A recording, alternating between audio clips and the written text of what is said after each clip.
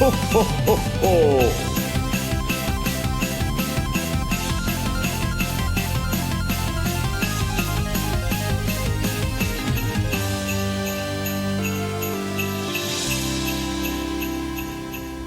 Merry Christmas! Happy holidays! It's me, Jay Eggman. This is the Opinion Zone podcast. And how could I go through the festive period without checking with you guys, the listeners, the subscribers, the followers of the Opinion Zone? So don't worry, I thought, you know what? I've got some time with this Christmas and I want to spend it with you. That's right, guys. It's me and you together. Guess what? You know what Christmas means?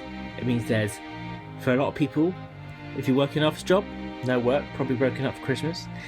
If you're in school, hey, no school over Christmas. Studying, probably allowed to take a brief pause from that. It is a great time of happy faces, warm-hearted movies, decorations, chocolate food, everything. It's just joy. And I bet all we've heard the last couple of days is happy, happy, happy, festive, festive, festive. You know what, guys? I'm not okay. I'm turning 35 in the next 12 months, and I'm sat here talking into a MacBook in a one-bed flat, all on my own, except for my beautiful dog, Jess. I've got Sonic merch I can see in every corner of my eyesight. But it makes me wonder, is that normal? Is that okay? Are people not asking questions like, isn't Sonic meant to be for children? Why is that man still interested in Sonic the Hedgehog? Does he not have it was kind of a cute husband when or they wife did, like, to go Sonic speak show to? thing when they were in their early 20s. They say they're a Sonic fan, bit but creepy at now. that age, I'm sure Most it's of these all people sort who of are sexual popular in the furry Sonic stuff. fandom these days. It's a bit of a like man-child teenagers at syndrome. best. Like, you've got to let go of your childhood. Doesn't this guy know Someone when he's hurt not you? welcome They're anymore? all furries. I don't care He's what you just say. hanging around all all that that I a don't kid have. has. You're like Sonic. At What point does that go from from being grown-ups? fun? I think You you are have to telling be me honestly, yourself. you are not Then very. Then aren't you a bit too old to be a Sonic fan? I don't know. I mean, it feels fine. I enjoy collecting the merchandise, and I do still like playing the Sonic games. Admittedly, most of those games are ones I played as I was a kid and a teenager, so maybe that's actually a sign that it is time to let go and move on and do grown-up things like get a mortgage, buy shares in something. Actually, while you guys are here, you might as well make yourself useful. I could do some free therapy. So what I think we should do is I will go back through the very beginning of my childhood, when I first became a Sonic fan, up until the moment we are sat here right now, and see, was it worth it? Was it justified? Or is it something I need to let go of and simply move on from? I think that's a good idea. We're going to do that. I'm going to get a chair, find somewhere comfy. You can go get a notepad and pen, because trust me, you're going to have to write some notes for whatever this chaotic mess is going to turn out to be. And we can work it out together. The perfect way to spend Christmas. It's like a full-on, like, you know, Christmas carol, go Christmas past, Christmas present, hopefully not Christmas future. So you can be the ghosts, I can be Scrooge, and we can work it out together. While you go find your notepad and pen, let's play some tunes.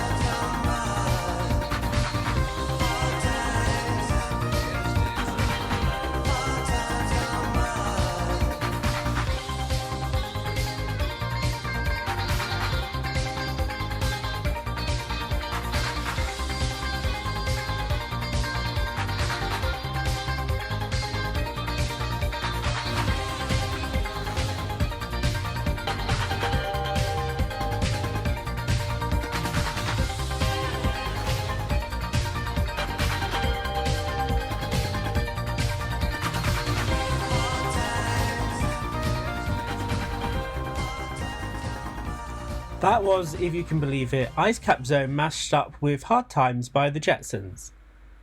Indeed.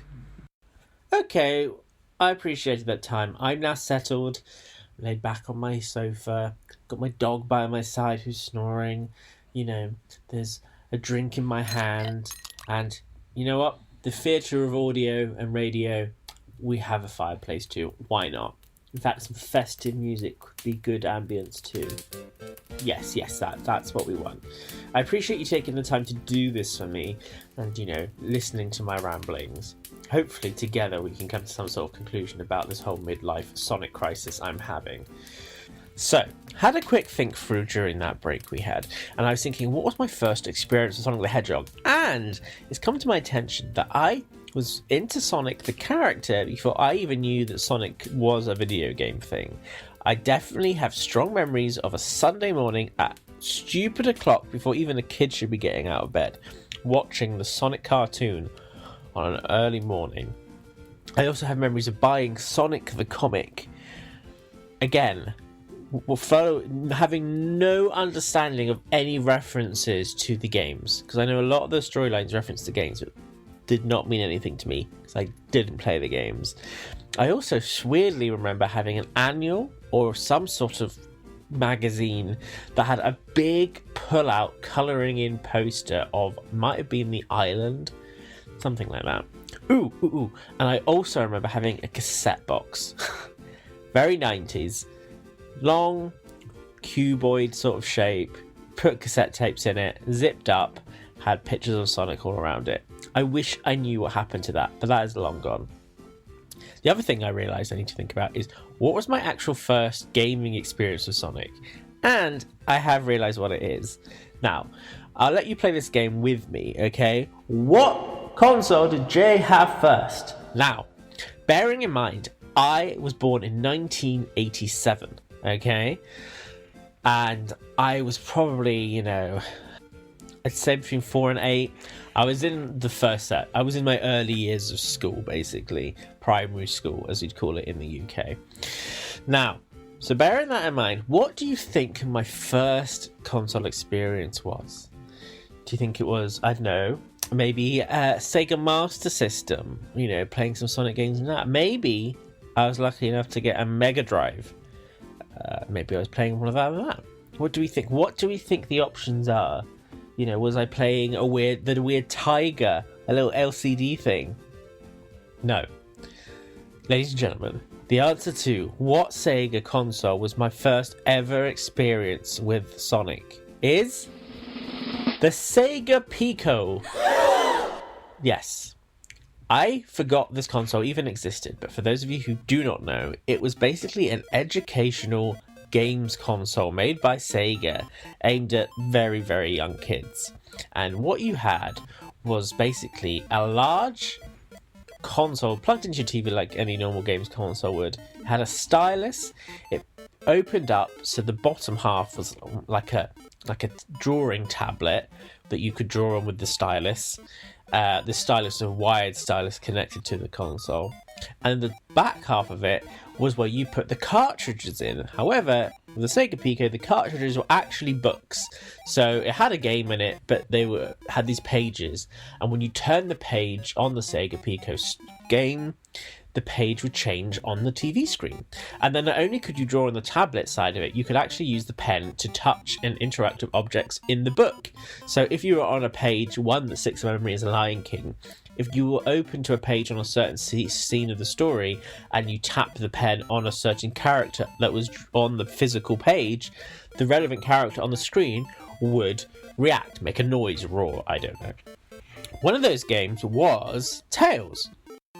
I don't know why this was a thing, but there was one Sonic official game for the Sega Pico, and it was Tails and the Music Maker, where Tails would guide you through the magic of music, taking you through each page was themed around different levels of Sonic games. Classic Green Hill, I think there was a casino night from what I remember. And yeah, you would just learn about instruments and percussion and beats and stuff, and how to play notes on a keyboard. And the end of each of these games always ended with a little colouring in page where you could like stamp Sonic onto images and colour him in and draw things and stuff. I was obsessed with this device. I was literally obsessed. I can't explain why. I can't explain the sensibility in it, but I was obsessed with this game. You know what? I think it's worth us re-exploring the music of this game. After all, it was called Tails the Music Maker, a whole game designed around teaching kids about sound. And we know the history of Sonic and music. So let's take a trip back again and let's see what the audio quality and genius was that made up Tails and the Music Maker.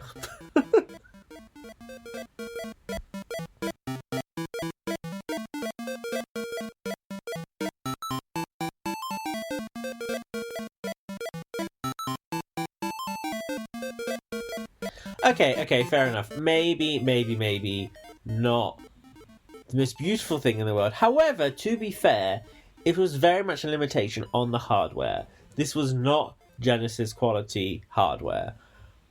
But luckily for us, there is a remix of this song. So OC Remix did actually do a remix from Tails and the Music Maker. So maybe we listen to that instead. I think that will set us off on a better route for this journey today.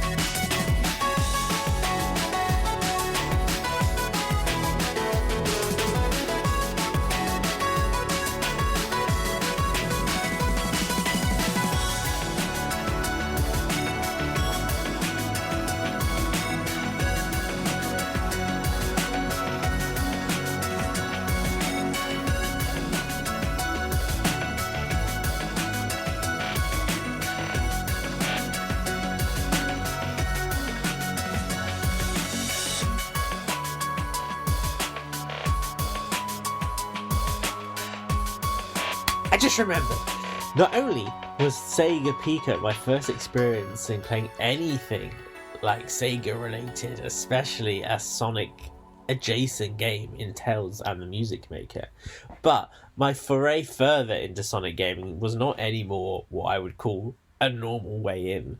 Now, my best friend Kieran had a Mega Drive, and he had the original Mega Drive. I finally got a Mega Drive 2 for a birthday or a Christmas, it's hard to recall.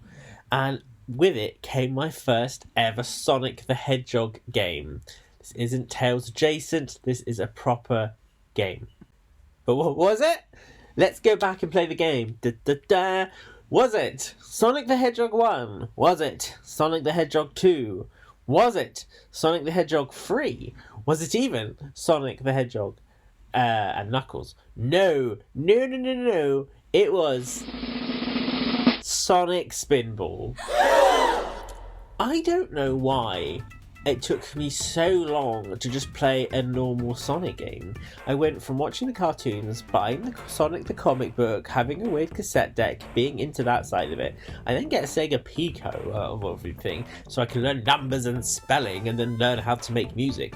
By the way, no offense Tails, but I am musically not talented in any way, shape or form. I don't read notes, I don't know tunes, I'm borderline tone deaf, so didn't really teach me anything. Then, the first time I'm playing a Sonic game is Sonic Spinball, and for those who remember Sonic Spinball, the aesthetic to Sonic Spinball couldn't be further from the mainline Sonic games at the time, and they tried. It was very, very, very inspired from the cartoons. It even had Sally Acorn appear in it.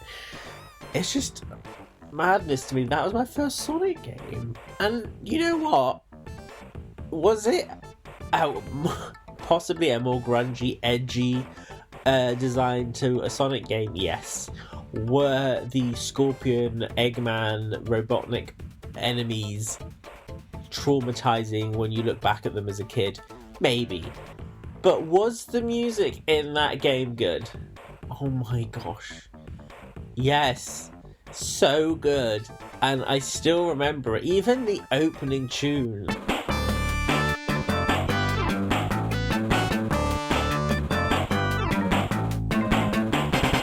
I just love it so much. Just so good. So good. And you know what? Fun fact, I never completed that game as a child. I just couldn't get to the end. It was just so difficult for me as a child. I don't know why, but I really, really struggled with that game. But that has just got some good memories. You know what? From then on, Sonic gaming got really good. So as I mentioned, my friend had a Mega Drive 2. He had Sonic and Knuckles. That was the game I remember us playing. And we would sit in the living room and we would take it in turns. He was a huge Knuckles fan, and therefore my role just became I had to be the Sonic fan, I guess.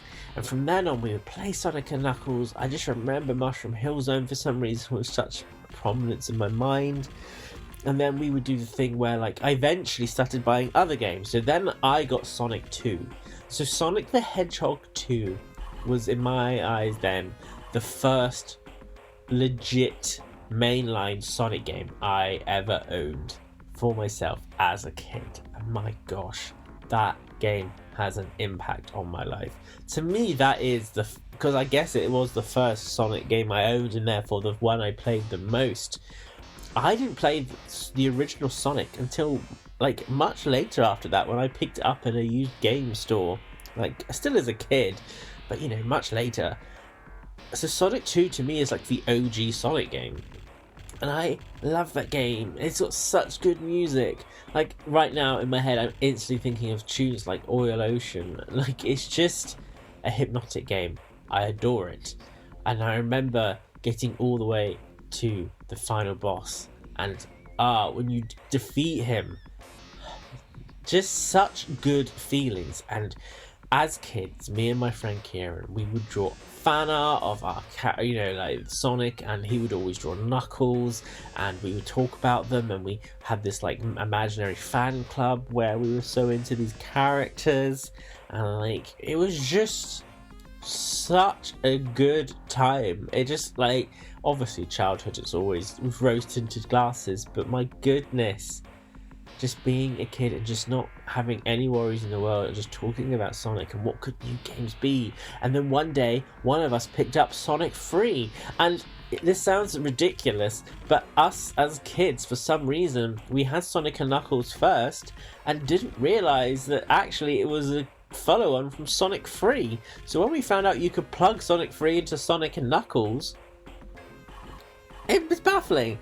You know, in retrospect, it makes me realise, like, doing the comics first and the cartoons first, then the Sega Pico, then Sonic Spinball, then Sonic 2, then Sonic and Knuckles, then Sonic 3, then Sonic 1. Like, I did it all way out of order. Like, I don't know if that's a normal way kids followed Sonic. I imagine most children at the time bought Sonic 3, knew about Sonic 3, and then Sonic and Knuckles came out.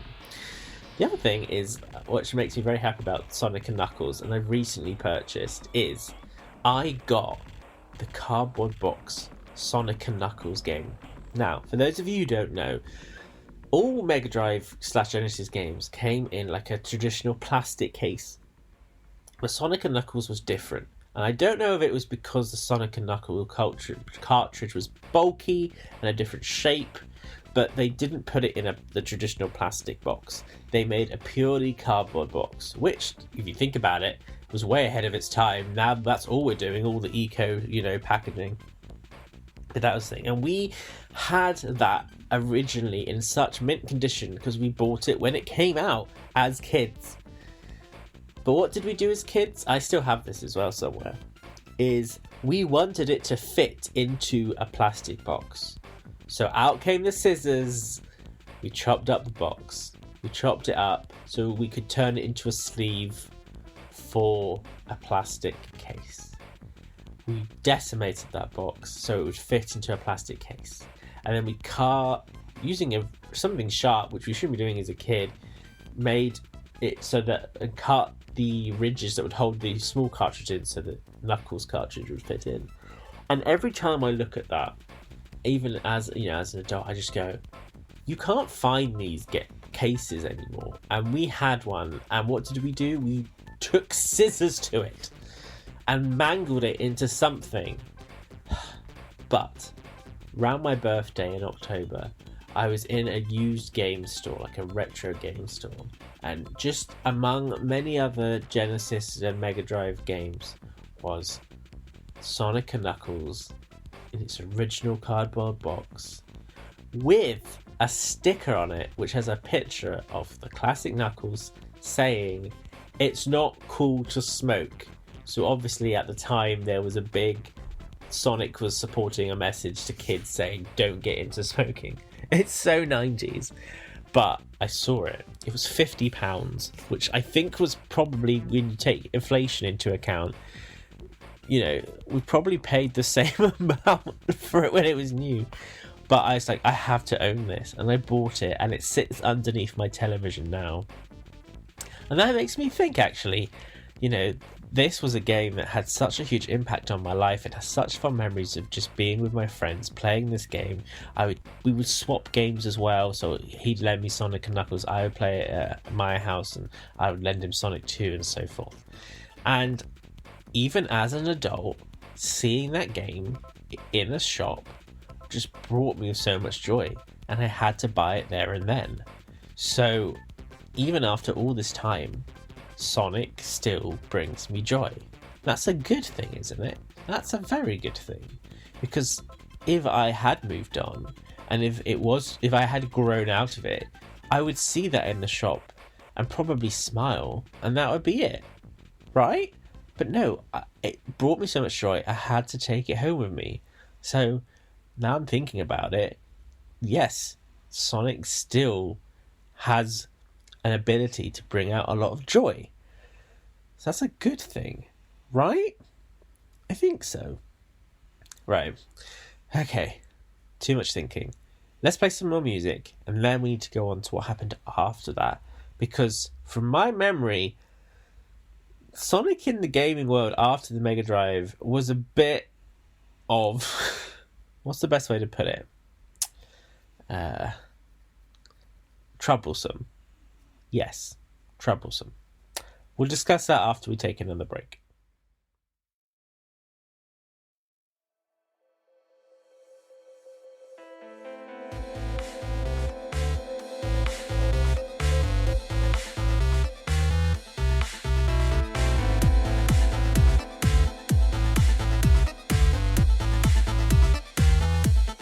What's the smell?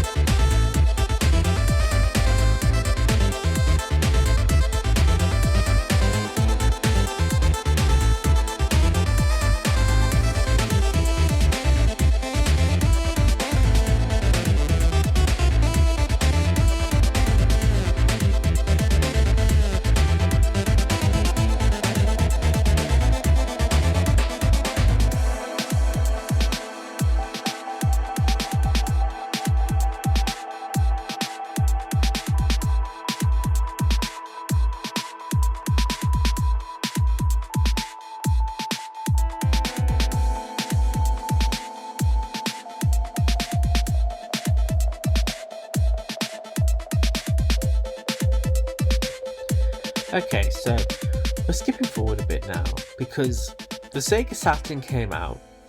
Do I own a Sega Saturn? Yes. When did I get it? I got it in my 20s. When the Sega Saturn came out, I had zero interest in it. What did I get for Christmas? I got a PlayStation. I got Crash Bandicoot. I got Tomb Raider, which I was definitely too young to be playing. But, there was a time where parents didn't care about age ratings. They didn't know what it was. It was all just pretty graphics on the screen. I worry about actually that a lot of parents still have that approach and let their kids play Grand Theft Auto and Call of Duty when they're 10. Anyway, that's another subject. But yeah, I was just a PlayStation boy, and I think everyone was. Like, PlayStation took over the world. But thinking about it, we would go into a used/new game store called Pink Planet. Now, I don't know if anyone in the UK remembers Pink Planet. Couldn't tell you why it was called that, but it was one of the, before Game and Game Station, there was Pink Planet, and it had all the PlayStation stuff, but it also had a Sega Saturn section. And even though I didn't own a Sega Saturn, I remember seeing Sonic R up on the shelf, and every time I went into that shop, I'd pick up the box and stare at it. I'd look at the back of it, I'd look at the front of it. It intrigued me how the boxes were a different shape to what the old Mega Drive boxes were, and completely different to what PlayStation boxes were, where PlayStation boxes were more like a bulky CD case. The Sega Saturn games still held on to that, like, Genesis Nintendo era of, like, folded plastic cases. I just always loved staring at it. And then even when Sonic Jam I saw on the shelves, that which was just a compilation, which who knew was going to be literally the beginning of Sega releasing the Sonic retro compilation on every format going. Bless you, Sega. I was just every time I saw it, and I just loved the fact, thinking about it in my head, that even as a teen, and I was into my PlayStation, and I'd go in to buy Tomb Raider 3 or Tomb Raider whatever, I would still walk by and see these Sonic games on a format I didn't have, and there was just something in my brain that said, I wish I could play that, but I can't.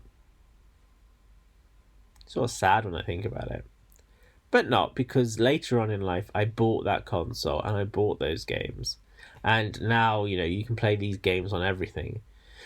But yeah, just so weird to think, isn't it? That even though you were fully invested in this other franchise, and it's weird to think because now I own a PlayStation 5, I own a Series X, I own a Switch. Like, in my adult life, I can own all the consoles. But as a kid, you chose your console. And also, I feel like there was more identity back then. Like, if you had a Nintendo 64, you had a Nintendo 64. You were a Nintendo person. And the option of having both consoles, while it did exist, just wasn't an option. Even if you had the money, I think the loyalty was so intense. And I had opted to go down the PlayStation route. That was until they announced the Dreamcast. Oh, the Dreamcast. Oh, it brings me so much joy just thinking about it. Possibly my favourite console ever. And nothing has beaten it since. And I stand by that. I remember we mentioned my friend Kieran, who was the Knuckles fan. Well, I was a Sonic fan. I remember he had a subscription or bought the Games Master magazine. Now, Games Master was a TV show, also on Channel 4. Interestingly, everything seems to be coming back and forth. Like, yes, I watched Sonic on Channel 4, and yes, Games Master was on Channel 4. And they had a magazine, which unfortunately, until very recently, was still in publication. But they had a preview of Dreamcast, and they had a preview of Sonic Adventure, and all we could see were these pictures, not the best quality, but these pictures in this magazine of Sonic in 3 dimensions running around what felt like an open level, like in 3 dimensions, and it blew my mind. We were both so hyped for it. We wanted it. We wanted this Dreamcast so bad.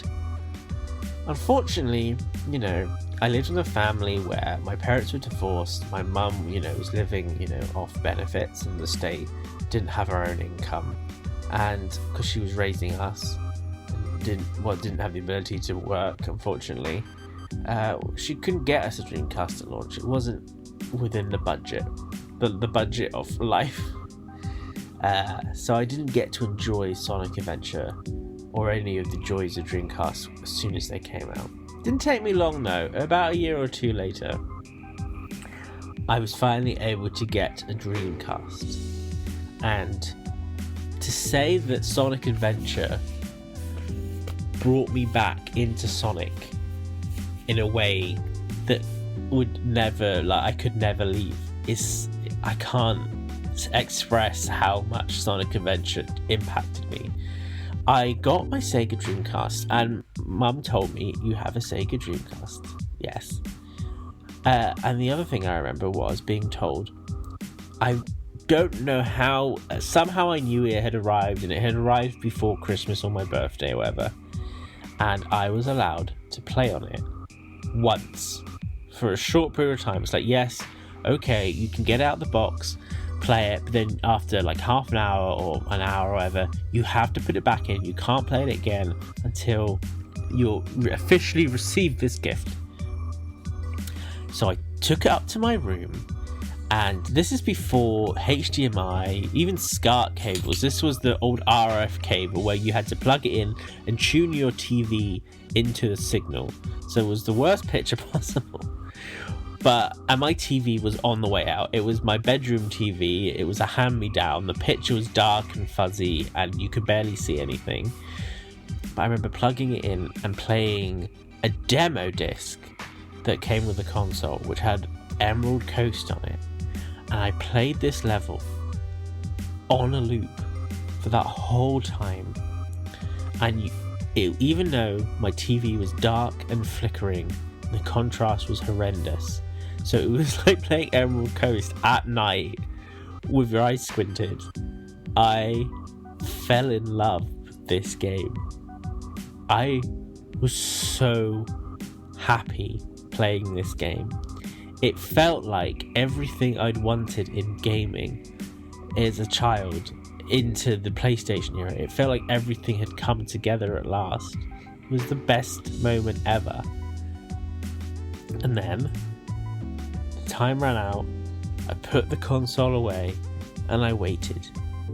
And I waited until Christmas. And Christmas, I got my Sega Dreamcast. It came with some weird game about penguins or sea lions. It was a weird racing game set in somewhere snowy where you were basically bobsledding on your stomachs down it was a weird game. I may have had Crazy Taxi as well, another game that I still love to this day. But most importantly, I had a full copy of Sonic Adventure. And when I say my parents did not see me for the rest of that Christmas day,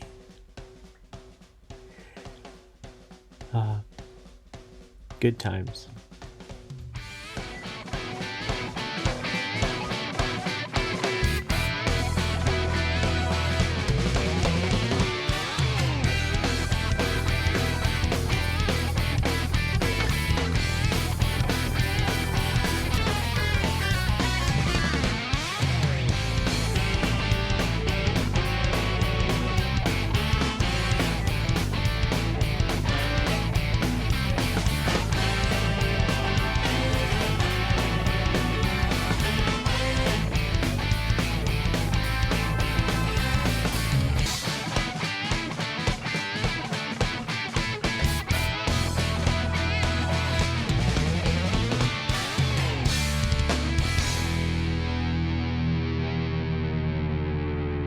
Okay, so Sonic Adventure made a positive and impressive impact on my life.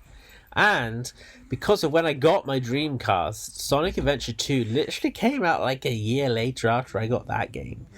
And even more so, I remember reading the official Dreamcast magazine. Can you remember? Like, it's weird to me.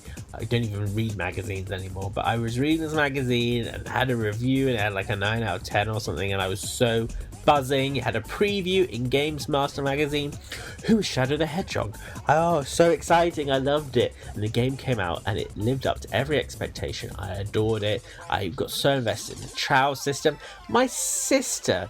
Now, one thing I need to mention, which I forgot to mention earlier, is my sister is not a Sonic fan, but she played games with me.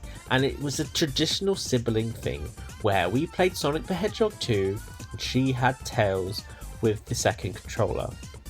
For some reason, we would do what kids do and play like narratives in our head as we were playing the game, and it was like Tails was Sonic's little sister. Because I'm not gonna lie, when I was a kid, Tails' gender was a whole thing, and we live in a world now where that I'm probably more progressive than we realized. But when it came to Sonic Adventure 2, she started playing because she wanted to play the Chow game. She wanted to raise the Chow, and she was willing to sit through the Sonic levels to do so. And my sister's 3 years younger than me. And there was just something very bonding about that. It was just nice that we were sharing this game together. We would watch each other play it and watch each other raise our Chow on our different save files. Did mean that there was one time where I had a big falling out with my sister, and I very maliciously deleted her Chow save, and when she went to go play, her Chow had all gone, and this girl cried and cried, because I guess it's a digital equivalent of killing someone's pet. She cried, and I being a horrible little boy, teenager, whatever, was like, oh no, the save corrupted. And I think at the time got away with blaming the technology, but I think my sister knew deep down that it was me being a vile little shit. Oh dear. But again, it is just interesting how Sonic impacted our bonding. And in a weird way, I think that continues. So, for example, as Sonic Adventure 2 came out, it was around the time that we were starting to get access to the internet. And when we went to school, and the school got computers for the first time, and they all had internet for the first time, and we were all allowed to browse the internet to find something. Which is weird now. Like, as a kid, in going into school, you would not be allowed to just go on the internet and find something, because goodness knows what you would find. But back then, it was all seemed a bit more innocent. And I found these Sonic fan sites. They were like horrible, ugly, badly designed websites. But it was just interesting to think that there's Sonic fans out there in the world. Just wish I could speak to them. And as I got older and became more acquainted with the internet, I realised I could. One of the first websites I ever found was the Sonic Stadium. And I still love that site today.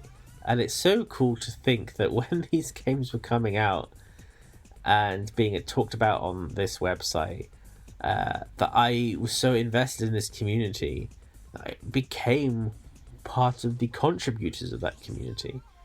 And I was so invested in Sonic the Hedgehog that by the time we got round to 2006, when a game that would rock the boat for many, called Sonic the Hedgehog on the PlayStation 3 and Xbox 360, a game better known to most as Sonic 06,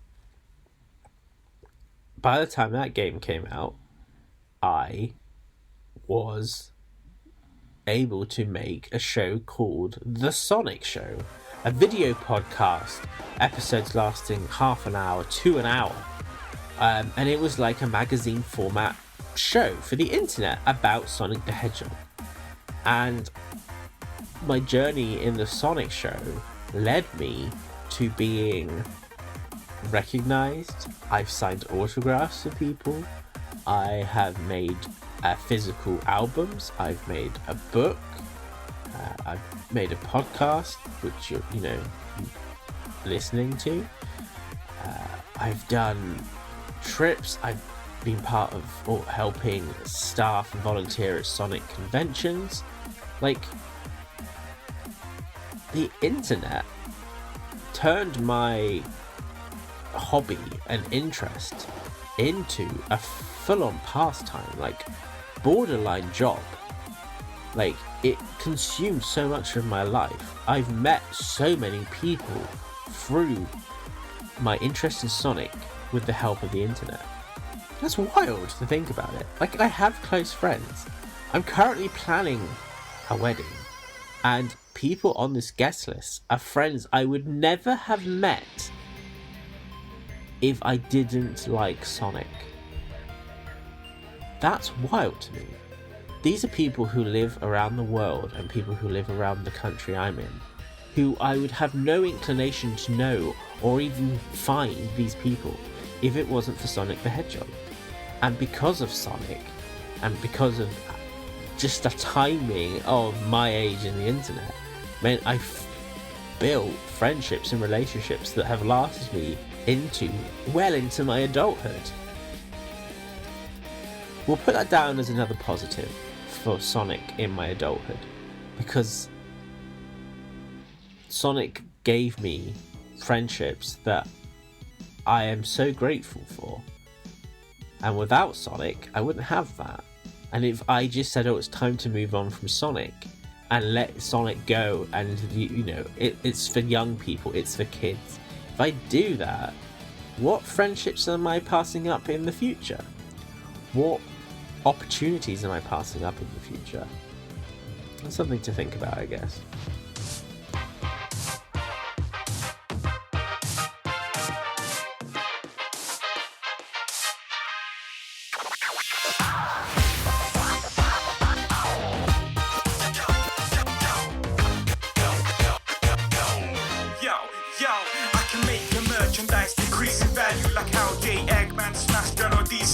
I'm a bad dude, but not as bad as Tanner, who, despite all his efforts, can't complete Sonic 2. Who you calling an OC? I'm an OG.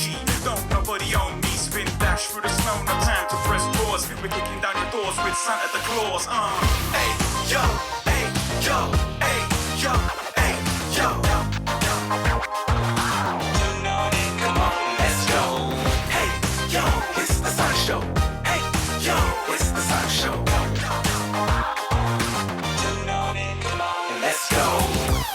Chief, I'm armed and lethal. Got my crosshairs locked on the Hedgehog. Evil press play, let's play. Grab a snack and sit. Off the bat, I'm a smashing hashtag a batnik. Running this channel with a hyperstatus groove. A thick beat that gets the intern moving. Don't know decent, J-Space launching. Wait, you wanna talk smack? Shut up, Donnie.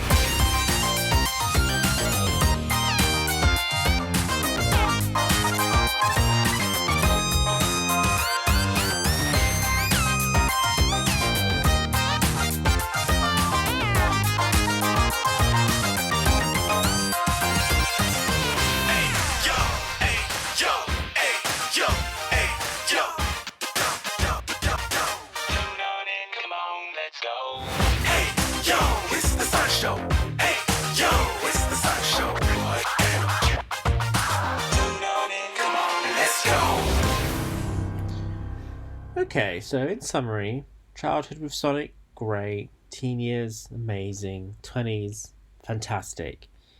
I can't be the only one who's wondering whether Sonic is still relevant in their lives. I wonder who else I can speak to about this. Hello. Hello. Two questions, because basically I'm going into this Christmas and I'm thinking, but Merry Christmas, by the way. I'm going into this Christmas.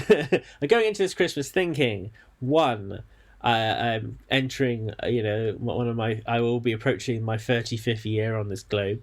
And terrifying. I know, and I'm thinking, like, what's on my Christmas list? It's a bunch of Sonic 30th anniversary merchandise, and I'm just thinking, like, is it just a bit sad at this point? Am I now going broad, leaving the Sonic fan generation to creepy uncle by doing it?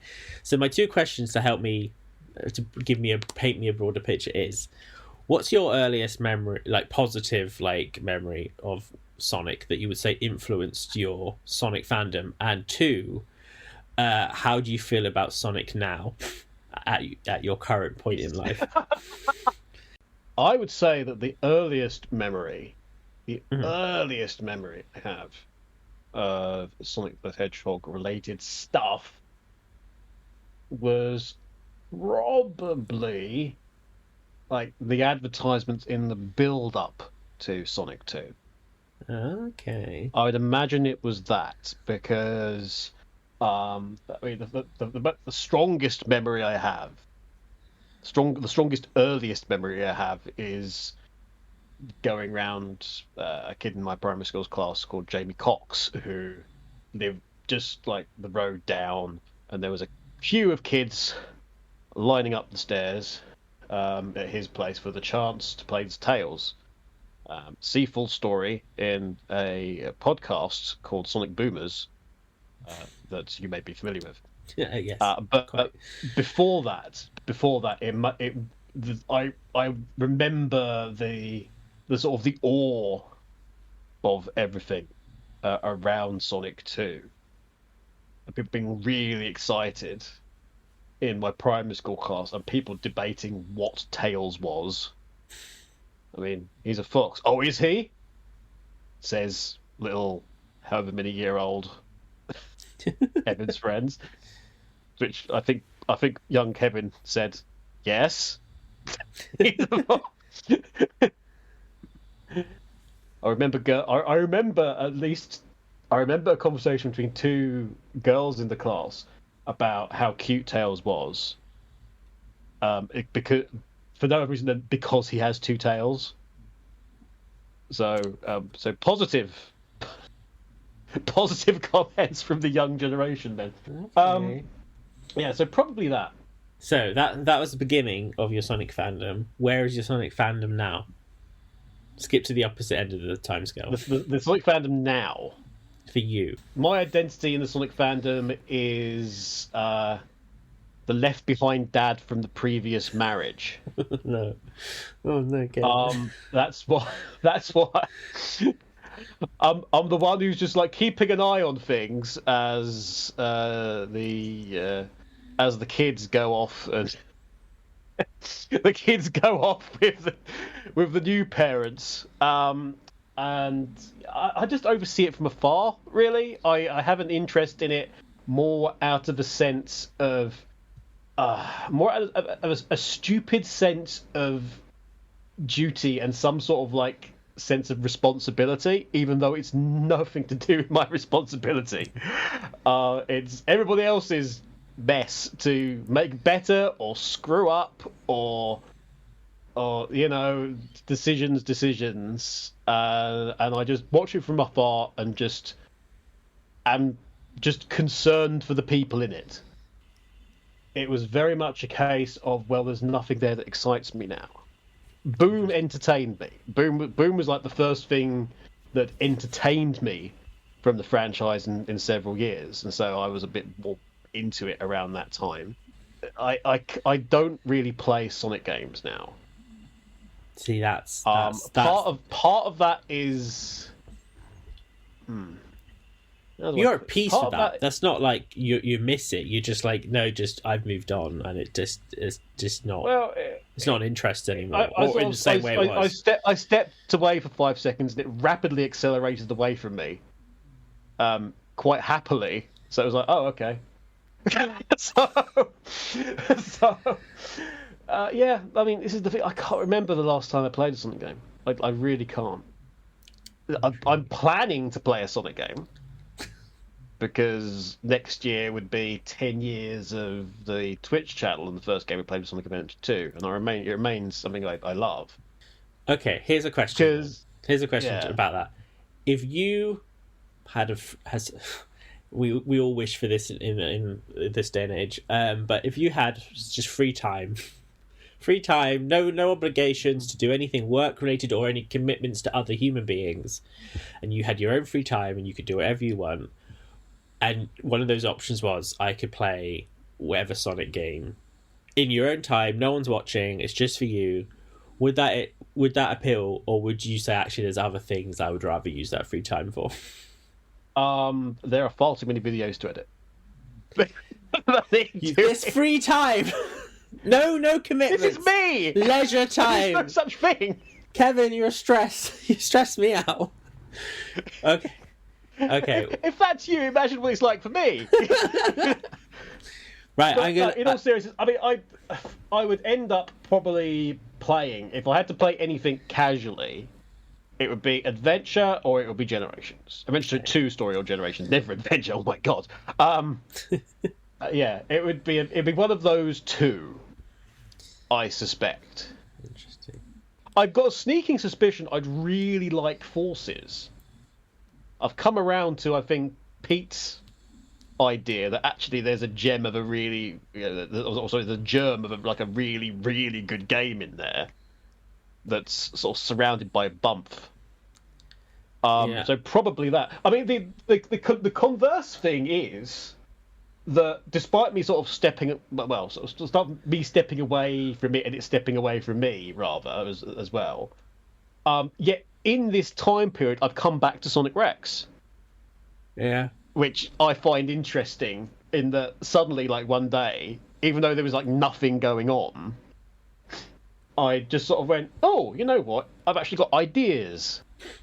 The one thing I was really interested in was the freaking advent calendar, which I ordered and was then cancelled by Sega Europe Shop without any notification as to why. They just suddenly went, "We've refunded you your money, thanks." Your name's in a legacy database somewhere flagged up. Rude. Super rude. The closest we'll ever get to Sonic Triple Trouble merchandise, and cancel it on me. It's true. Sega Europe, if they're listening, make it right. Yeah, up yours. I finally buy something from you and you do this. Thank you Merry so Christmas much, to Kevin. you. Merry Christmas to you, though, Jamie, and anybody else who's listening on this podcast, I guess, at a later date. Yeah. Buy Mario stuff. Bye, Kevin. Thank you. Bye. Sending my love to you both. Jordan! Jamie! Hello! Hello! How are you? I'm good. Firstly, Merry Christmas. Secondly, Merry Christmas. I'm entering this Christmas and I'm looking at my Christmas wish list for Santa, of course, and it's got all, so much Sonic 30th merchandise, and then I thought, I'm entering soon my 35th year on this planet, and am I too old for this shit? And do I need to move on? And is Sonic relevant to me anymore? And I thought, rather than just ask myself and the people listening, who can basically be my free therapist as I work this out, I'd ask some friends. So I've got two questions for you to help me form a bigger picture to make my opinion. Question number one is, what would you say is your first experience of Sonic that basically influenced you into being a Sonic fan? Like, what was the first thing that you can recall going back to however young? And the second question is, where do you feel as a Sonic fan now at this present day, at this exact moment in time? Okay, well, first experience, Sonic Heroes. I was 5. My dad played Sonic when he was in his 30s, and he bought me that because he was a Sonic fan, and I loved it. I loved the characters, the music. Sonic Heroes just in general was great. And then I got Sonic Adventure next, and that blew me away, and then Sonic Adventure 2, and it kind of just grew from there. It was never a case of, like, I didn't know the comics, I didn't know the TV shows, I only knew the 2000 era games. I think my first launch experience game was Shadow the Hedgehog, and I Poor man. hated it. Fucking hated it. It was the worst. But I was losing my mind over 06, losing my mind over Unleashed, all that stuff. So I think first experience Sonic Heroes for the PlayStation 2 as well, right? I've only played the GameCube version like a year ago, and it's like the best. It's night and day, that. Oh, 100%. It's ridiculous how different they are, but I love them. I love Sonic Heroes because of the GameCube version of it. So that's probably that. How I feel. So what was it as a Sonic fan today? Yeah. Right So like, now? how do you feel as a Sonic fan right now? As in, are you a Sonic fan? Do you feel it's not relevant to you anymore? Do you feel that you're more of an observer than you care about it for yourself? Because I was speaking to another person just before you, and they said the way they describe their Sonic fandom now is that they talked about how they find it interesting to see what the new generation of Sonic fans are like, but they described it as an outsider looking in rather than being in it themselves, and I found that quite interesting. I wouldn't say I'm an observer. I do think I'm still in the thick of it, but I do feel like I do feel like the senior in an office, you know? Yeah, Like, the thing that really triggered that feeling for me was the Steve Aoki concert. Because I was watching that. I wasn't even listening to it. I was watching it going like, this is bigger than just like a video on YouTube, because you got to think what these people are trying to push for. Sonic has never really been for adults. It's been for teenagers. I wouldn't say it's been for kids. It's been for teenagers, which I think a lot of people kind of like, you know, they related to that kind of thing with Sonic. But a lot of the people that we know as collectives, we all grew up as teenagers with Sonic, to some, you know, even tweens and earlier than that. I think I'm actually more into Sonic for his visual medium. You know, I love the movie. I love watching that. I love all the CG cutscenes in the old games and the new trailers. The games, I've been trying. I was talking to Danny, and I was saying I really want to play a Sonic game. She goes, "Okay, what do you want to play?" I'm scrolling through this panel of Sonic games, and I'm like, I don't think I like half of these. Like, I don't enjoy them as much as I usually do. I can't play Sonic Adventure 1 anymore. It's so just... Sonic's gameplay is great, but it's so bogged down. SA2 is a fucking nightmare. Like, sit through the rest of it to get to the good bits. And I'm like, I don't want to do that. Even like Sonic Unleashed. Sonic Unleashed, that is my favorite game of all time. I will die for that game. But I need to play the version that I want to play. I need to pay another £400 to get a fucking fridge that runs it at 60 frames. It's a good fridge. It's a really good fridge. It's a But nice fridge. I don't know.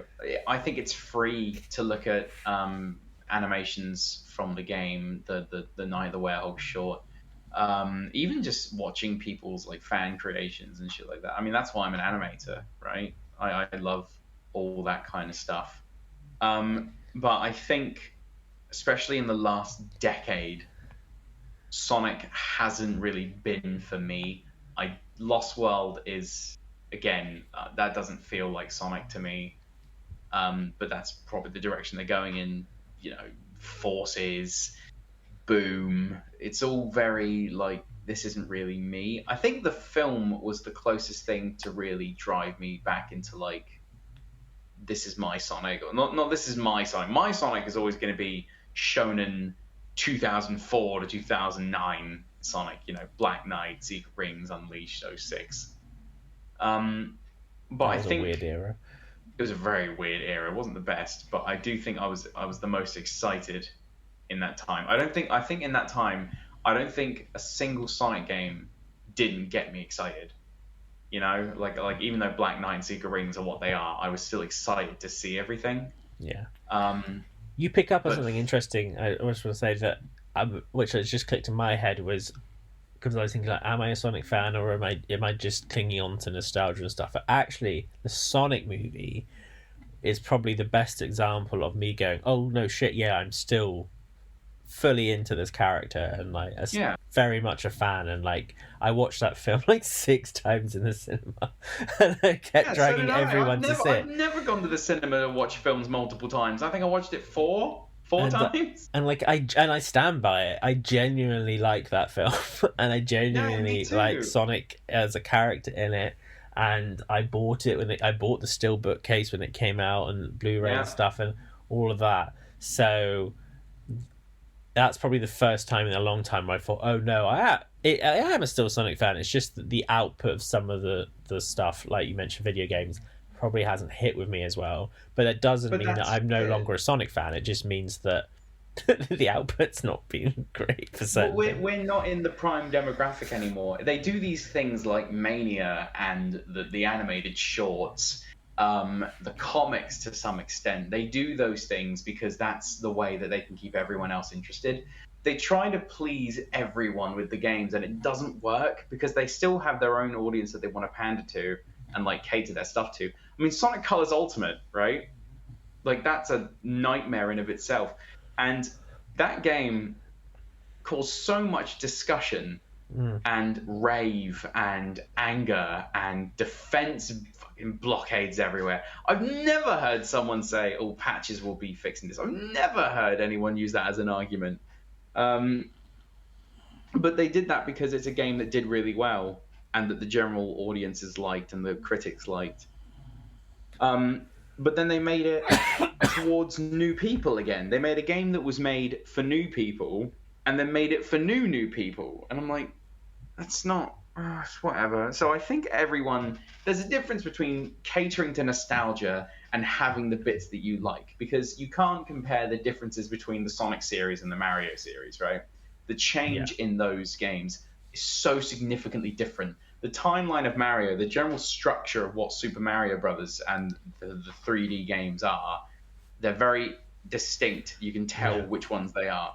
Sonic has done fucking everything. He's done motion controls. Motion control was a sword, boosting, 3D, 2D, board game. I'm just looking at this big stack right now. Tennis, airboard racing, guns, camera-controlled motion control.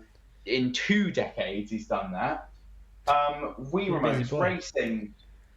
He's done everything, which unfortunately is going to create groups of people that grow up with specific stuff. People are going to be saying that Sonic Forces are their favorite Sonic games of all time, and that, Sonic Generations was a god-awful mess. There will be people that say that, because we've all seen them, and we are them. I don't think Sonic is ever going to be in a situation where he doesn't cater to someone, because everyone has had something that they love from it, and that's why there's so many of us.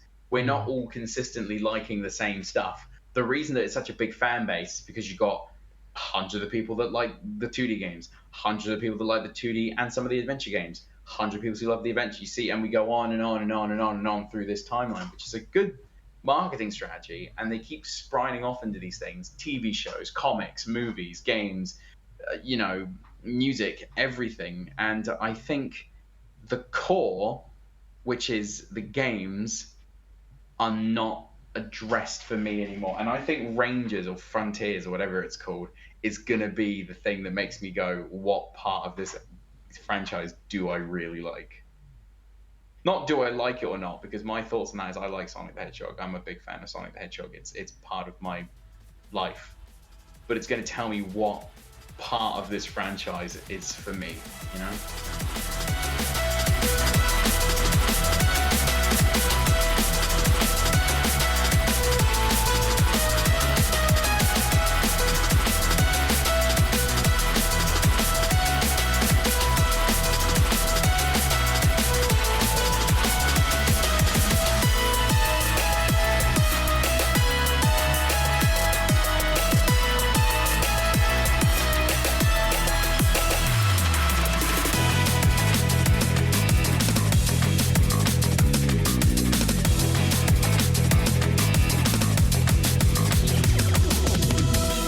So I guess now I do the big reveal. Am I a Sonic fan? Am I too old to be a Sonic fan? We've listened to my friends' opinions. We've listened to me going through being a Sonic fan since a child. So where do we stand now? And, putting everything together, I guess I need to now declare an answer. Am I still a big Sonic fan? Have I wasted my whole life?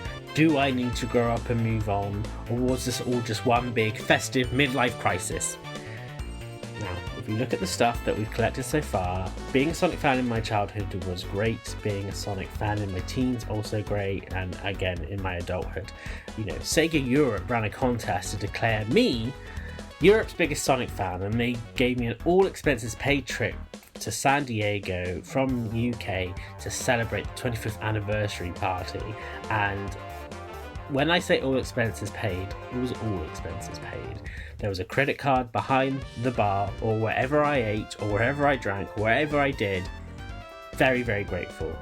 Forever thankful, Sega.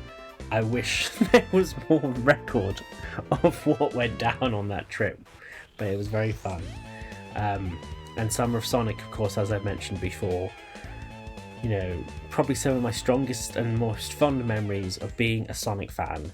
And I have to say, I will always be indebted to Sven, Kevin, and Adam for being the reason that I have those memories. Because if it wasn't for those guys, I wouldn't have been involved until the end, or from the beginning maybe.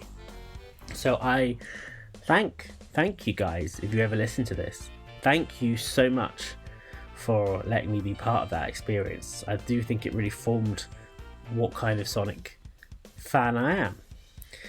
So that leads us to the future. Now, this is the important part, I guess, because even everything up to date was great. If being a Sonic fan from this point onwards is going to be garbage, then why bother? Just move on. But Sonic Frontiers trailer recently came out, and I have many questions about it and lots of concerns. But it did make me think, the reason I have these concerns and the reasons why I might be disappointed or worried, yes, those aren't the best feelings, and I would rather watch a trailer and be hyped. And I know some people are, and that's fine. And that's perfectly valid too. But I guess the reason I'm so invested in this game and it doing well and my frustrations is because I care about Sonic. And I care about this franchise. So, in a weird way, it makes me realise, oh, if I had gotten over it, or was bored of the franchise, or had grown out of it, I would just watch that trailer and have complete indifference to it. But I don't. I'm just as invested as I was when the trailers for Sonic 06 came out when I was like, I don't know, however old I was, 16, 17, 18, I don't know. Yeah, it gives me a good feeling to think that, you know, there is reason for that frustration. And the Sonic Movie 2 trailer just came out too, and that brought out a feeling of pure joy that I just haven't had with the franchise for a little while, and it just ticked every box of nostalgia and just happiness that a 90s Sonic fan has and would need. And it gives me great hope for the future of the movie franchise, and that just makes me really smile, and I can't wait to see it. So, taking all that into account, my conclusion is, with the help, of course, you guys as my therapist, that I will always be a Sonic fan, and I'm very happy to be a Sonic fan. I think the only thing that changes is as we get older, what the definition and how one would express being a Sonic fan changes. And I think the key difference is that I need to get over myself. Because you gotta remember, guys, and I need to remember this, most important, that just because I have had Sonic in my life for almost 3 decades does not somehow give me a more valid or correct stance on anything in the franchise. Sure, it gives me a certain point of view, and I think there are people who find that point of view useful, but it's not the only point of view, and we can't say that it's the correct one. And I need to learn to respect and appreciate the younger fans, the fans who've come in at Sonic Forces, the fans who have joined from the Sonic movie, who don't have the jadedness that I might have, and they just love Sonic, and they're just so excited, and they want to make their fan art and draw cartoons and write stories about this hedgehog and pitch ideas to each other and play with the toys and all this sort of stuff. And who am I to cringe at them? Because, oh my gosh, at least they're having fun with Sonic. So, I think in summary, having thought about it long and hard, yeah, I'm still a Sonic fan. I'm just an older Sonic fan, and that's perfectly okay. And I will continue to enjoy Sonic in every single possible way. So that's good news. I think we're happy with that. I'm happy with that. I'm glad that I don't think I'm too old to be a Sonic fan. I'm glad. I think I've realised what boundaries that does mean, and how I need to understand that you know, a Sonic fan at my age is different to a Sonic fan at 15, at 10, at 20, at 25. And that's absolutely fine. We all have different life experiences. And that's what makes the community great. Let's just hope that as Sonic fans, we can continue to be better at listening to each other. That might be a bit harder. But who knows? Let's New Year's resolution for 2022. When Sonic fans have different opinions to you, just try to remember that they have a different viewpoint than you do. And that's okay. Great, well, I feel like my midlife crisis is sort of lifted from my shoulders, which means I don't have to burn the house down, which is fantastic news because I don't have insurance.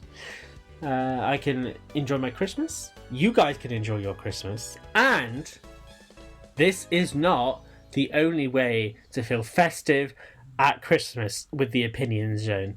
I must admit, you know, possibly not the most cheerful way to do a show, but who cares? It's Christmas time. It's a good time to chill. And you know what? I feel better for getting this stuff off my chest. And I thank you guys for listening along with me. My dog has been by my side snoring this whole time. I hope you've been able to listen to her in the background, providing audio quality via her nostrils. But this is it. If you want to listen to more Opinion Zone, then you're absolutely, please do. We have more Christmas episodes too. All you need to do is go on to Spotify, Apple Podcasts, Stitcher, any good podcasting platform, and search for The Opinion Zone. Or if you want, search Sonic the Hedgehog. We usually appear near the top. But you want to search for The Opinion Zone. And give us a subscribe. Give us a listen. And in fact, if you go back to last December, we had a really fun Christmas highlights episode where I picked all my favourite bits from the Christmas specials we've done over the last few years. And if you scroll even further back through the Christmases, we have other Christmas specials called the Christmas Craptaculars. We did 1, 2, maybe 3 of them. Go listen to those. They were good fun. They were done with a place called Radio Sega, so check them out. But it's all on the podcast feed. Guys, I'm so pumped for 2022. I appreciate you guys listening to this so much. So wherever you're listening to this podcast, have the most wonderful Christmas and happy holidays, regardless of what you're celebrating. I just want to send you love and peace and joy. And if you have asked Santa for something, I hope you get it. I hope it's something Sonic related. And 2022 is going to be great. Frontiers, the new movie, goodness knows what other collaborations of stuff Sega are planning for us to spend our money on. It's going to be a great year. And it's always going to be every year is a great year. Why? Because Sonic community keeps things going. If it wasn't for the Sonic community, I don't know how any fan would have bared the storm. Well, the vapidness that was the gap between Sonic Forces to 2022. That's a long time. I think the game came out, 2017, 2018? Anyway, I'm rambling. Merry Christmas, everyone, and happy holidays. See you in the new year. And I'm just going to chill. Yeah. Thank you guys so much for fixing my festive midlife crisis.